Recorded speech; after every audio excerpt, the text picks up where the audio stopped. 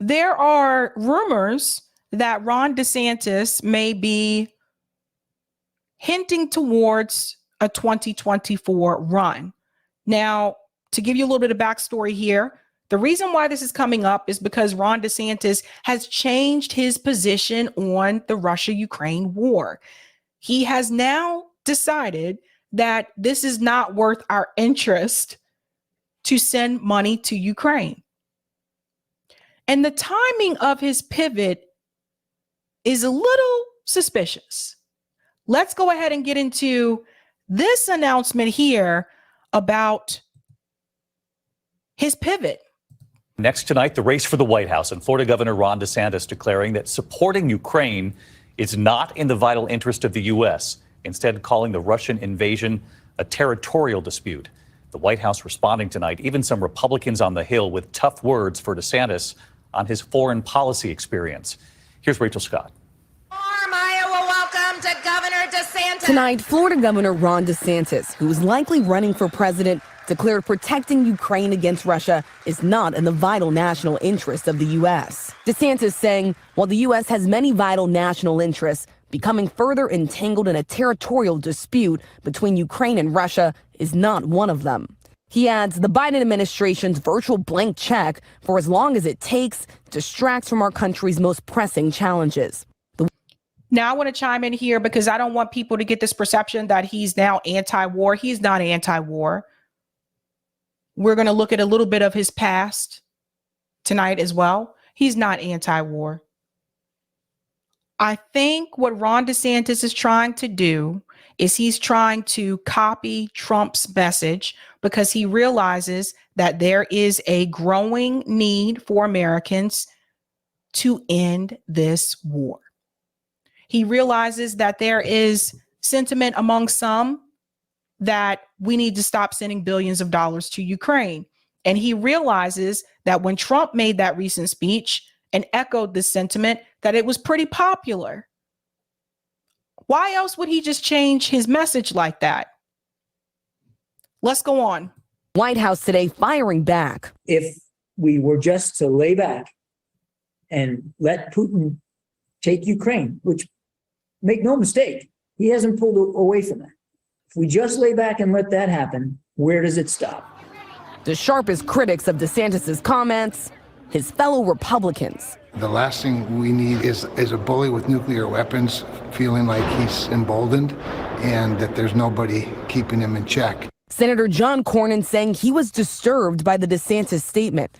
Others implying the Florida governor is out of his depth. Obviously, he's busy running a big state, but if he's interested in the bigger states, he probably needs to get boned up on it. Well, I don't know what he's trying to do or what the goal is. Obviously, he doesn't deal with foreign policy every day as governor. But DeSantis is staking out a similar position as his potential top rival, former President Donald Trump, who has even suggested letting Russia take over parts of Ukraine.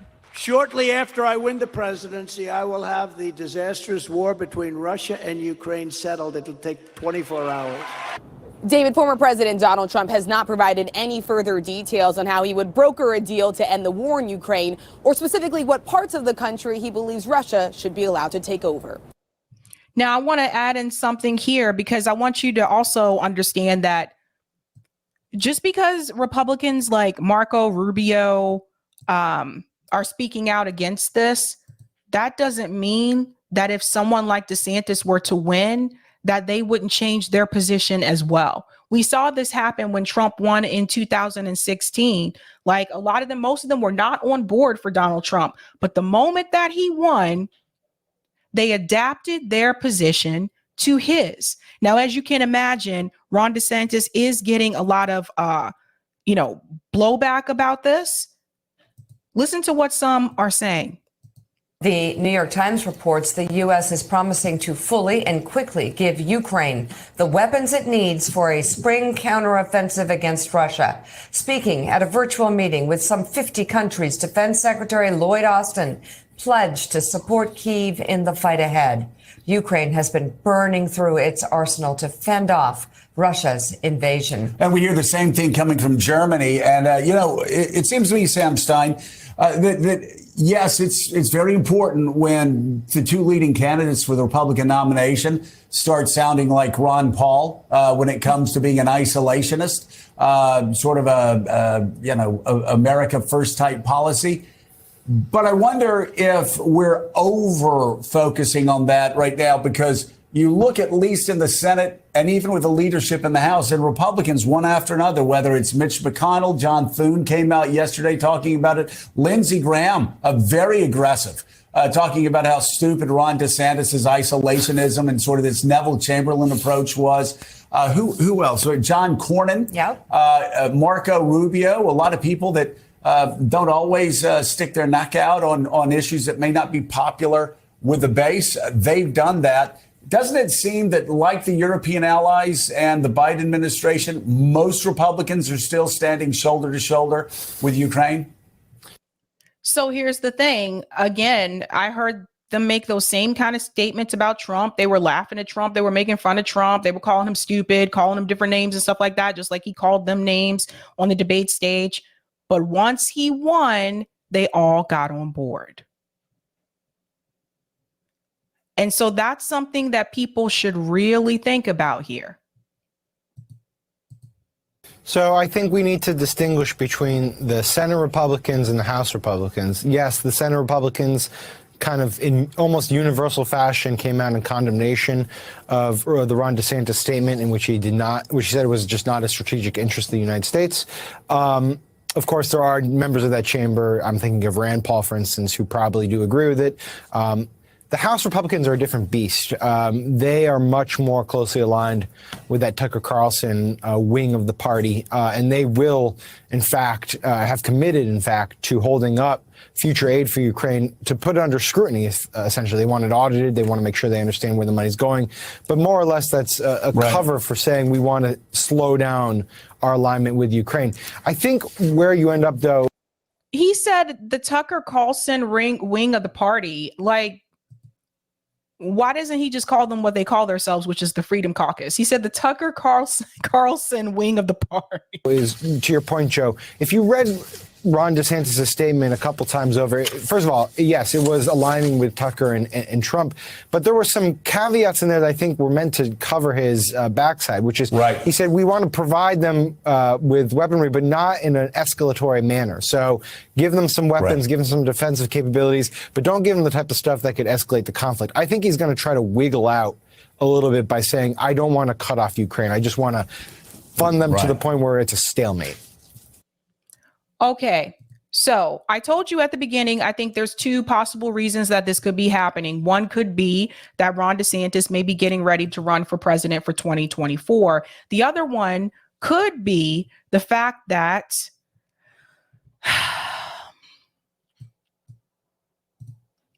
Ukraine is struggling. Now, the Washington Post, this comes from mainstream media, the Washington Post is finally admitting this. Look at this.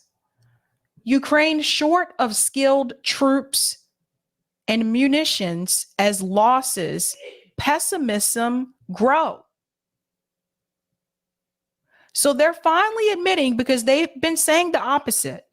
They've been saying the opposite for the past couple of months, that they're doing really well. And now they're saying that they're not. So it says here, the quality of Ukraine's military force, once considered a substantial advantage over Russia, has been degraded by a year of casualties that have taken many of the most experienced fighters off the battlefield, leading some Ukrainian officials to question Kyiv's readiness to mount a much anticipated spring offensive. So they are finally letting you know. Of course, independent media has been talking about this, but now mainstream media is finally admitting that they don't have enough soldiers anymore, which is why we wanted to call for peace, because the longer this continues, the more people are going to die. That's just the reality of war. But they're finally admitting it.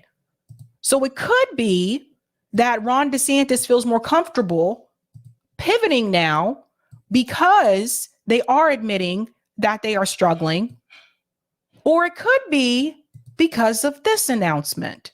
Now, Trump gave an announcement recently that he is expecting to be arrested on Tuesday. Let's get into this story. Former President Donald Trump has now posted on Truth Social this morning that he will be arrested Tuesday of next week. He called the Manhattan District Attorney's Office highly political and called for protests to, quote, take our nation back. I want to note we have not heard from the Manhattan District Attorney's Office yet on this. Again, this Truth Social post by Donald Trump was just done this morning, and we are actually working on getting that post up for you right now. But I would emphasize that what the president or the former President Trump has said is that, according to the Manhattan District Attorney's Office, with leaks from that office, he is now claiming that the former president of the United States of America, oddly again referring to himself in the third person, will be arrested on Tuesday of next week. Now, here's what's really disturbing about his post as well. He says, quote, protest, comma, take our nation back. Considering what happened on January 6th at the United States Capitol, that obviously gives some rise for concerns. But Donald Trump now, in his own words, posting on Truth Social that he expects to be arrested on Tuesday of. Okay, so that's this week. So it could be because of that reason. It could be because DeSantis knows that it's more than likely that Trump is probably going to be arrested. Now, arrested doesn't mean convicted. It doesn't mean that he's actually going to go down. I mean, Trump has a lot of money and a lot of powerful lawyers. He has not been, it's not like he hasn't been in a position before where he hasn't had to consult legal counsel. Let's just put it that way. I'm not going to go into the whole past, but there's a whole story behind this. So it could be because of that DeSantis says, well, maybe this may be my chance after all. If he gets arrested and he's out of the picture, maybe I should go for it in 2024. And if that's the case, then it makes sense that he would take Trump's rhetoric and decide to do that. Whatever the reason, don't know. But what I do want you to understand is that he is not anti-war. I don't want people to start saying this because it's already starting to happen. See, he doesn't want us to have war at all either. Not so much, boo. Especially when you look at his past. Now, Empire Files, they actually uncovered this. And for those of you who are not aware, you need to understand a little bit about his past. Now, this is not to blame people that have been in the military. I understand some people have to do this because of financial reasons. I totally get that. That's not what this is about. This is about what he did when he was in the military. This is also about his role when it came to torture in the military. When I tell you that Ron DeSantis is actually worse than Trump, believe me, listen to this. DeSantis began his career at the Blue Blood Yale University, where he went as an undergrad and was a member of the fraternity Delta Kappa Epsilon. Among his frat brothers are George H.W. Bush, George W. Bush, and Sidney Sowers, the first to. They're all chosen. You see this? Politicians, same fraternity, they're chosen. Director of the CIA. He took a year off before going to graduate school to teach at a private boarding high school, where former students recall his pro-Confederacy lessons on the Civil War. I mention that only because it helps us understand his political views at the time he joined the armed forces. His military career would begin as a second-year law student at Harvard, when he was commissioned as an officer in the Navy as part of JAG, or Judge Advocate General Corps, the military's legal system. This was in 2004, and lucky for DeSantis, who was frequently described as handsome, it just happened to be the year the JAG TV show was a big hit. For a couple of JAG... I gotta pass through this part because I don't want to get the copyright. But yes, I did remember watching that TV show. While DeSantis would never live the life of these fictionalized JAG officers, he would end up doing things in his career that would be TV-worthy, but more in the true crime genre rather than action-adventure.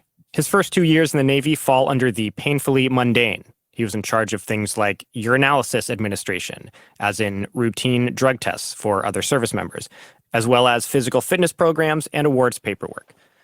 But for someone with ambition, elite Ivy League training, and political alignment with the Bush administration, there was much more ahead than being a pencil pusher. In March 2006, DeSantis would get his big break, a deployment to the notorious prison Guantanamo Bay. Until now, it seemed that this assignment was a fairly routine, low-level administrative job. But as we will uncover through this episode, the opposite was true. Now, DeSantis himself has never really said anything about his time at Guantanamo. He frequently mentioned it when he was in Congress, but mainly when he was advocating against the potential closure of the torture camp. And why is that? Why is it that he doesn't really talk about this? Go ahead and smash that like button, guys, if you haven't had a chance to do so. But we need to ask that question. Why do you think he doesn't talk about it? In 2016, he wrote on Facebook, quote, "I served at Guantanamo Bay. I know you do not want these terrorists released.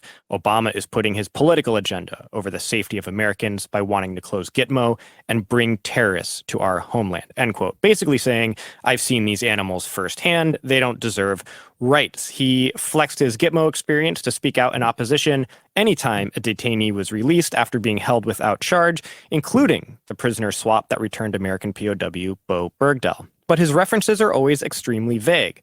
When he first ran for governor in 2018, local press tried to learn more about that deployment, with little luck. First, there were his military records provided by the Navy to the Florida Phoenix in 2018. These described DeSantis' role at Guantanamo as quite minimal administrative work, saying he was responsible for things like courtroom scheduling. But those 40 pages of documents were heavily redacted. When the Florida Phoenix followed up for clarification, a Navy spokesperson told them, quote, "Unfortunately, the specific details about Mr. DeSantis' role are not available," end quote. More was learned that same year when the Tampa Bay Times interviewed several officers who served with him at Gitmo. They said one of his responsibilities there as a JAG lawyer was to, quote, "advocate for the fair and humane treatment of the detainees to ensure the U.S. military complied with the law." Remember that. End quote. Ron's supervisor, Captain Patrick McCarthy, went on to clarify DeSantis was, quote, "charged with ensuring the detainees received rights afforded to them under the Common Article 3 of the Geneva Convention," end quote. Now, Common Article 3 applies to rights for rebel fighters who are not part of a standing army, like Al-Qaeda. I'll quote from the international law. Quote, "The following acts are and shall remain prohibited at any time and in any place whatsoever: cruel treatment and torture, outrages upon personal dignity, in particular, humiliating and degrading treatment," end quote. Now, when I read this, I thought to myself, something is obviously off. 2006, when DeSantis was there, was the height of the Bush torture program at Gitmo.